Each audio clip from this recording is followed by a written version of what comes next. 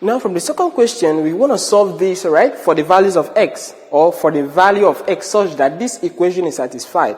That is to say, such that the left-hand side will be equal to the right-hand side. So which kind of number can we give to x that will make this to be true, right? Okay, great. So what I would like to do is to first of all move this one to the right-hand side. That is to say, I want to add this 10 to both sides. So that would mean we are going to have 4 to the power of 2x plus 1, this is equal to 3 raised to the power of x, right? Okay, great, very nice. Now the next thing I will do is to go ahead and take the logarithms of some base to both sides. Now, I am either going to take logarithm of base 4 to both sides, so that is what I would like to do in fact. So this is going to be the logarithm to base 4, and this is the logarithm to base what?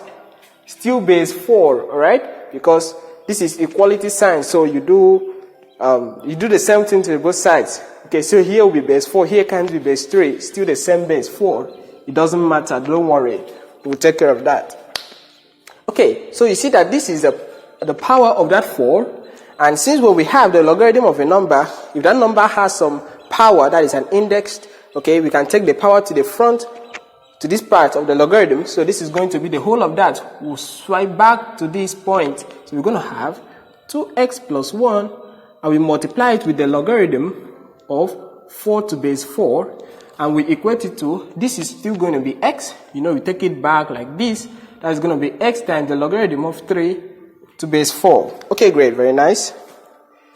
Now you know that logarithm of 4 to base 4 is 1, right? So this is going to be 2x plus 1 times 1. So that is just the same thing.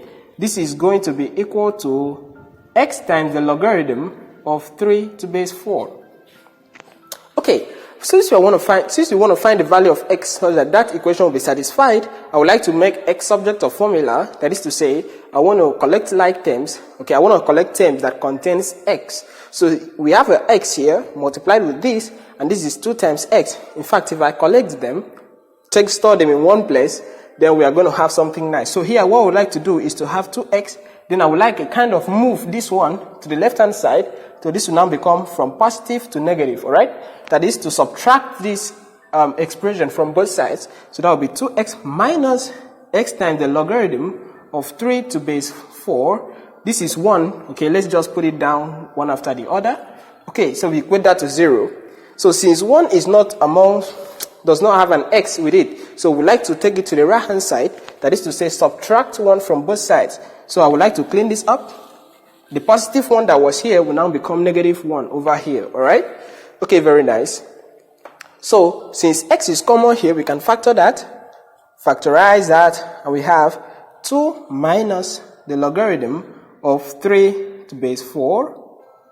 Okay, this is equal to negative 1 over this is equal to negative 1.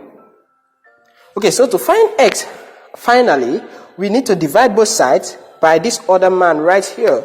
So divide both sides by this, right?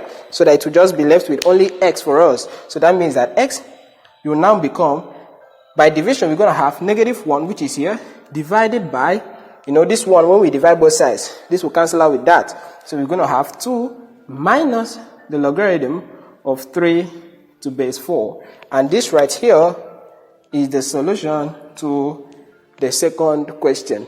Okay, I have a work for you guys. Let me just put it down real quickly. I have it that you should try this out using this same pattern, alright? 2 raised to the power of x plus 1, I have it to be equal to 8 raised to the power of x.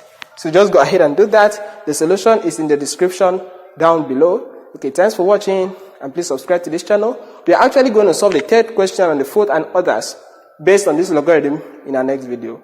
Okay, thanks for watching.